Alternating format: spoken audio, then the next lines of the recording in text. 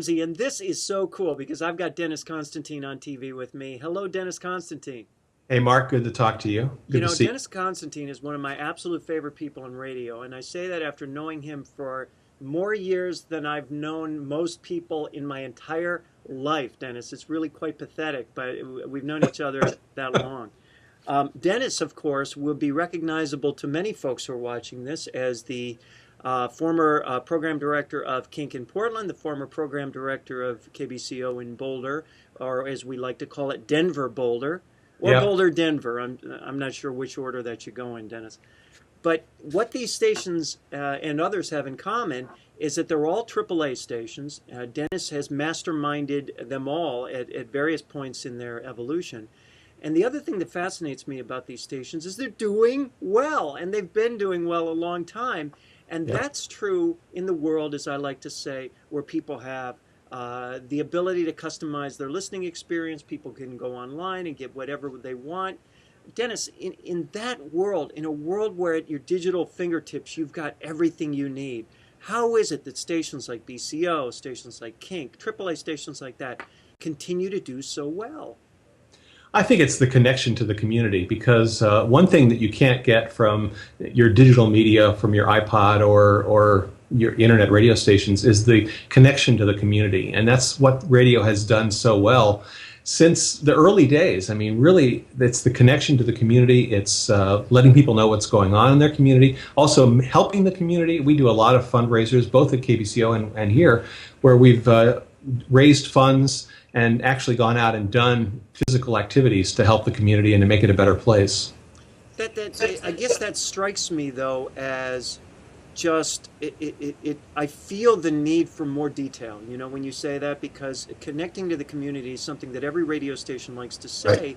but I don't Yeah. know that they all do it. What do you can you be more specific? What do you mean by that?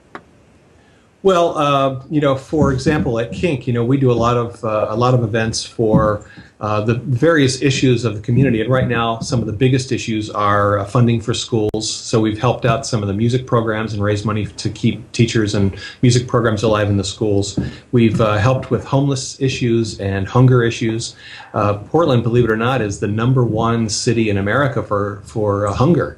And so we have a huge homeless population here. So we've done a lot of activities to help the homeless and feed the hungry. So we work with the Oregon Food Bank and put on a big blues festival down on the waterfront every year. And this year I think we raised close to, was it $500,000 in funds, and also collected a bunch of canned foods for the Oregon Food Bank.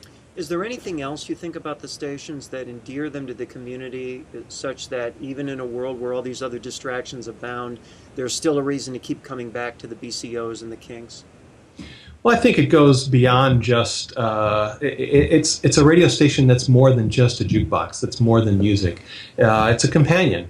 The people who are on there every day are knowledgeable, and they talk to you like your friend, and keep you informed of what's going on. So you don't have to rely on flipping around to the various channels to find out what's going on. You can just go to that one place and stay connected to what's going on in the world.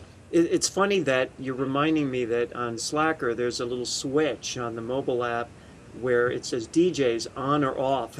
And the switch goes left and right. And I was thinking, the kinds of stations you're associated with, the DJs are as much a part of the fabric of that station as the music, yes? So absolutely. I've always felt that a radio station is what's between the songs. It's not just the music that the station plays, and of course the music has to be right, but it's what's between the songs that gives the station its personality. You can have two radio stations playing identical music, but the one that's connecting with people, the one that's doing things between the songs that really makes the radio station what it is the station that is going to be successful. I couldn't agree more.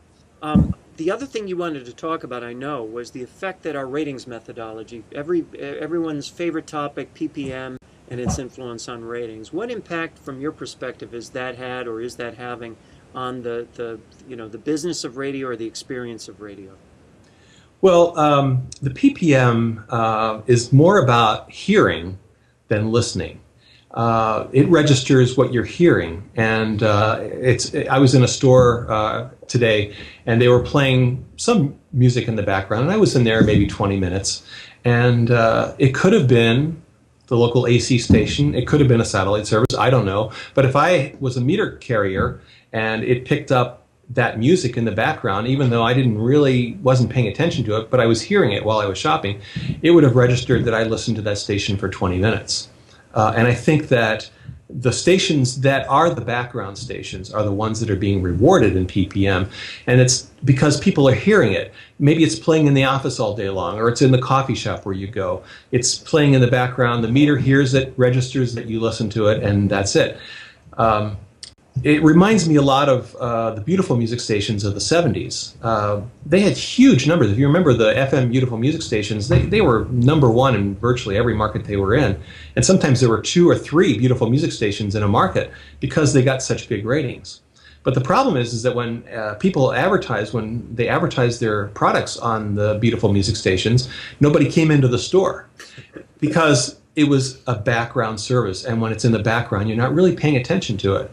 So what PPM is doing is it's rewarding the music products, the radio products that are serving the background listening, and in effect doing a disservice to the advertisers, because the people who are the stations that have the active listeners, the ones that are listening to what the DJs are saying, and we're actually listening to the commercials and paying attention to them, they're being penalized in the PPM because they're not necessarily the stations that people are hearing as much in mass quantities as the background stations. Yeah, it is interesting to note that, especially in the digital world, everything's about accountability. Everything's about, liking things on Facebook. Yep. And so on. And liking is an act of volition. I like things because I choose to like them, not because they're in the background and I'm exposed to them, right? Right, exactly.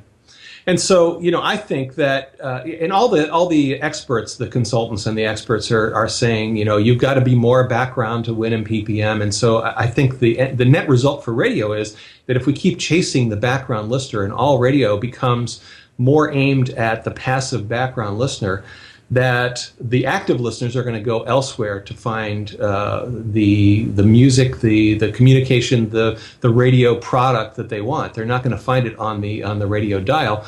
And we're also doing a disservice to the advertisers because, once again, they're buying the stations that the ratings report. The guy in New York who's basically buying the top 5 stations doesn't know what's going on in the market. He's just going by the numbers that Arbitron's providing.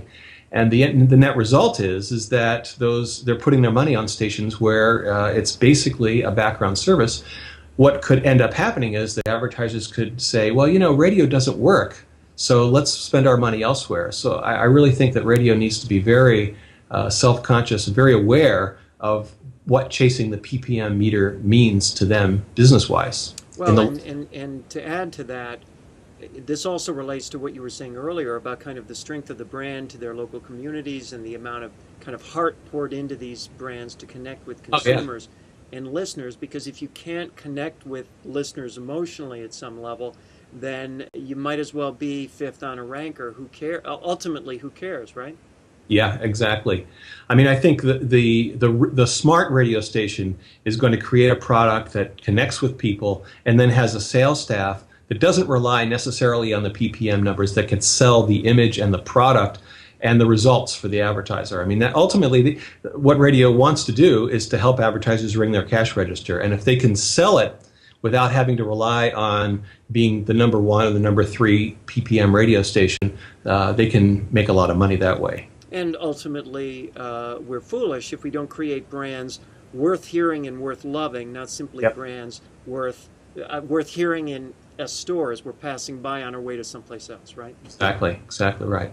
Dennis, anybody who wants to check in with you, connect with you, work with you, what contact information should they use? I'm Denver with 2 N's, DENNVER at Gmail, and my phone number is 503-989-9777. The questions get harder.